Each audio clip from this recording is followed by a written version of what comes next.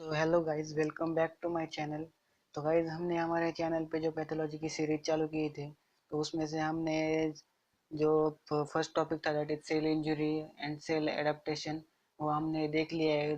और जो cellular adaptation में जो मतलब जो है प्रोसेसेस थे जिसके वजह से सेलुलर एडेप्टेशन हो रहा था, वो आज हम डिटेल में देखने वाले हैं। उसमें से फर्स्ट प्रोसेस थी atrophy and second was the hypertrophy. तो आज हम सिर्फ ये दोनों ही प्रोसेसेस देखने वाले हैं। तो गाइज, अगर आपने अभी तक मेरे चैनल को सब्सक्राइब नहीं किया है तो प्लीज़ सब्सक्राइब कीजिए। और ये वीडियो अच्छा लगता है तो उस वीडियो को लाइक कर दीजिए और शेयर कर दीजिए।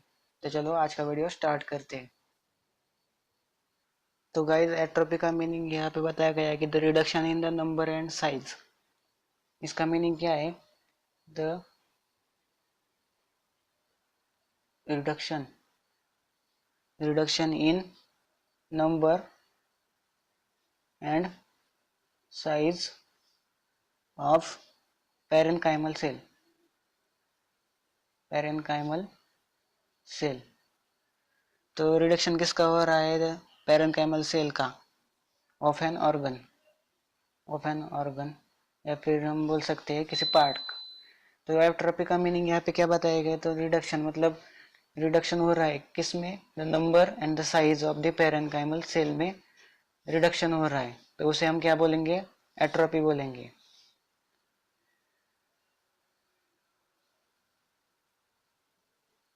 तो गाइस, यहाँ पे सेकंड पॉइंट आता है कि एट्रोपी किसके वजह से होती है। तो एट्रोपी कॉज क्या है? एट्रोपी का कॉज क्या है? Cause of the atrophy, there are the two main causes of the atrophy. First one was the physiologic and second one was the pathologic. तो फिजियोलॉजिक कॉज होता है एट्रोपी का और पैथोलॉजिक कॉज होता है एट्रोपी का।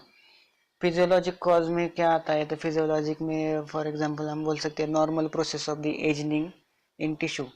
तो टिश्यू का क्या होता है? एजनिंग होता है। Ageing of the tissue, ageing of the tissue ये पैथोलॉजिक कॉज है एट्रोपी का। एजनिंग ऑफ द टिश्यू का मीनिंग क्या है? फॉर एग्जांपल आप देख सकते हैं thymus tissue. Okay, thymus tissue में क्या होता है? Thymus tissue the reduction of the number होता है थाइमस का। किसकी वजह से होता है? Due to the loss of the endocrine stimulus. मतलब एंडोक्राइन स्टिमुलस में जब लॉस होता है तो उसकी वजह से क्या होता है? थाइमस टिश्यू क्या होती है? थाइमस टिश्यू श्रंक कर जाती है। मतलब उसमें से सेल क्या होते हैं? सेल रिडक्शन होते हैं, सेल का नंबर का और साइज का। तो ये हो गया physiologic cause. In the pathologic cause में क्या आता है? तो पैथोलॉजिक कॉज में फर्स्ट आता है स्टारवेशन। स्टारवेशन स्टारवेशन एट्रोपी बोल सकते हैं। स्टारवेशन एट्रोपी मतलब स्टारवेशन की वजह से जो एट्रोपी होती है उसे क्या बोलेंगे? Starvation atrophy. Then second was the ischemic. Ischemic मतलब इस्चेमिया की वजह से एट्रोपी हो गई तो उसको क्या बोलेंगे? Ischemic atrophy. Then third was the disuse मतलब फॉर एग्जांपल हम डिसयूज का मीनिंग क्या लिख सकते हैं कि किसी भी ऑर्गन का अगर हद से ज़्यादा हम यूज़ करते हैं किसी भी ऑर्गन का, तो उसमें क्या होता है? तो जो ऑर्गन क्या हो जाता है? श्रंक हो जाता है। किसकी वजह से? Due to the reduction in the number and size of the cells. Okay, then the fourth pathologic cause आता है एंडोक्राइन एंडोक्राइन एंडोक्राइन एट्रोपी। ये किसकी वजह से होता है? क्योंकि क्या होता है कि एंडोक्राइन स्टिमुलेशन में इफेक्ट पड़ गया तो उसकी वजह से क्या होता है? एंडोक्राइन एट्रोपी होती है। Then fifth was the pressure pressure atrophy. Pressure means किसी भी ऑर्गन पे अगर प्रेशर पड़ गया तो उसकी वजह से क्या होता है? उस सेल का नंबर डिक्रीज हो जाता है। Then sixth was the developmental developmental disorders disorders development के टाइम अगर कोई ऑर्गन में या फिर बोल सकते हैं हम सेल में कुछ डिसऑर्डर हो गया तो उसकी वजह से क्या होता है? सेल की साइज एंड नंबर डिक्रीज होते हैं और उसकी वजह से ऑर्गन क्या होता है? मतलब नॉर्मल साइज से वो स्मॉल दिखाई देता है ऑर्गन, उसे बोलते हैं डेवलपमेंटल डिसऑर्डर। तो बेसिकली गाइस, द एट्रोपी के दो मेन कॉज है that is the physiologic and pathologic. तो फिजियोलॉजिक में आता है ageing of the tissue and pathologic में आते हैं ये सारे points. Then we move towards the third point की एट्रोपी की वजह से ऑर्गन में क्या क्या इफेक्ट्स दिखाई देते हैं।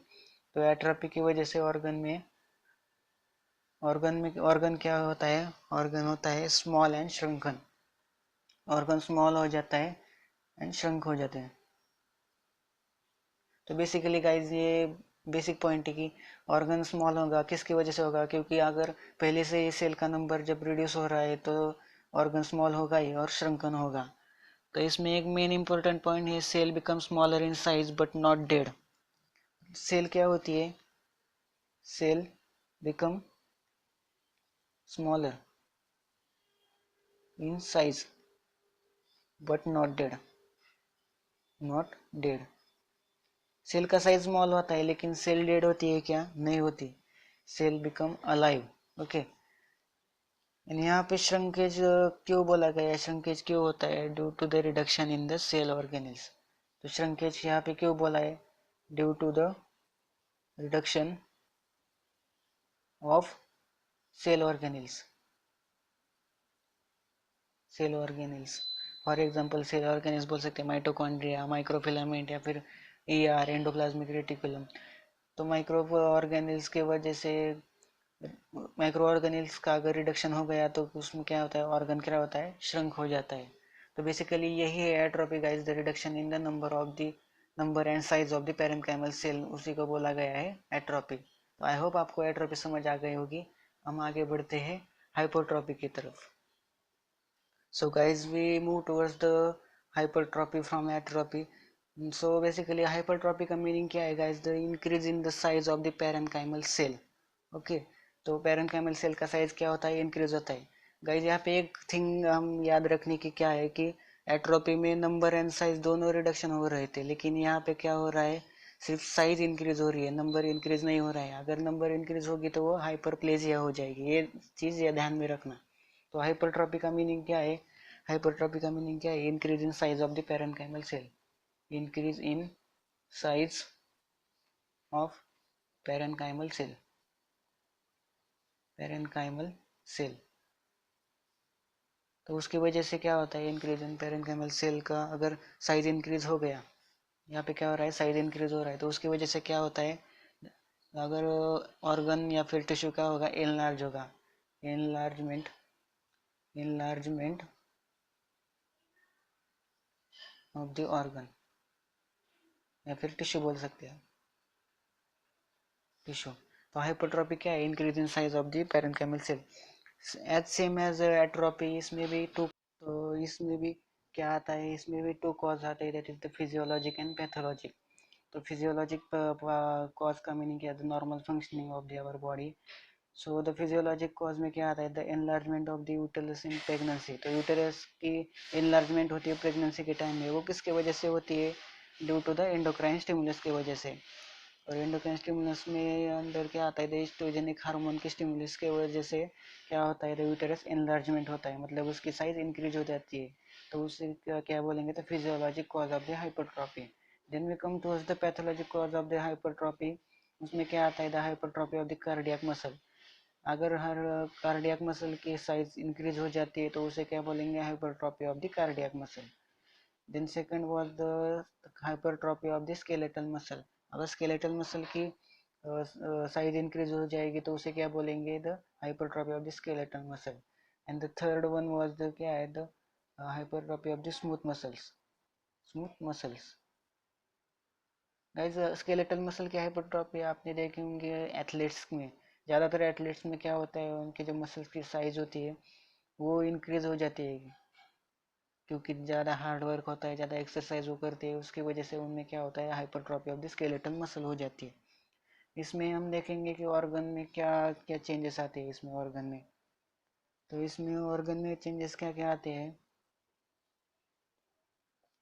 ऑर्गन कैसा होता है, एनलार्ज हो जाता है, ऑर्गन हो जाता है enlarge, enlarge and heavy, enlarge and heavy हो जाता है ऑर्गन।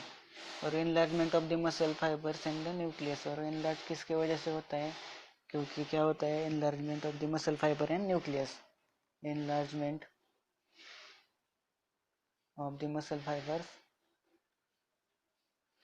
fibers in nucleus. तो ऑर्गन कैसे हो जाता है, एनलार्ज हो जाता है और हेवी हो जाता है. तो आई होप आपको हेट्रोपी एंड हाइपर एट्रोपी दोनों चीज़ें समझ आ गई होगी. हाइपरट्रोपी में क्या होता है, सेल का साइज इंक्रीज होता है, हो जाता है, सेल का नंबर नहीं इंक्रीज होता, सेल का नंबर हाइपरप्लेजिया में इंक्रीज होता है. तो उसकी वजह से क्या होता है, तो एनलार्जमेंट ऑफ द ऑर्गन हो जाता है. उसमें भी टू कॉज है as same as atrophy, physiologic and pathologic. And organ कैसे हो जाता है, एनलार्ज एंड हेवी हो जाता है. सो आई होप गाइज आपको ये वीडियो अच्छा लगा हो. अगर ये आपको ये वीडियो अच्छा लगता है तो प्लीज़ लाइक कर दीजिए. मेरे चैनल को अभी तक सब्सक्राइब नहीं किया तो प्लीज़ सब्सक्राइब कर दीजिए और इसे ज़्यादा से ज़्यादा शेयर कर दीजिए. और गाइज आज के इस वीडियो में इतना ही. आगे मिलते हैं हाइपरप्लेजिया अनदर टॉपिक के साथ. तो तब तक के लिए guys stay home, stay safe और थैंक यू.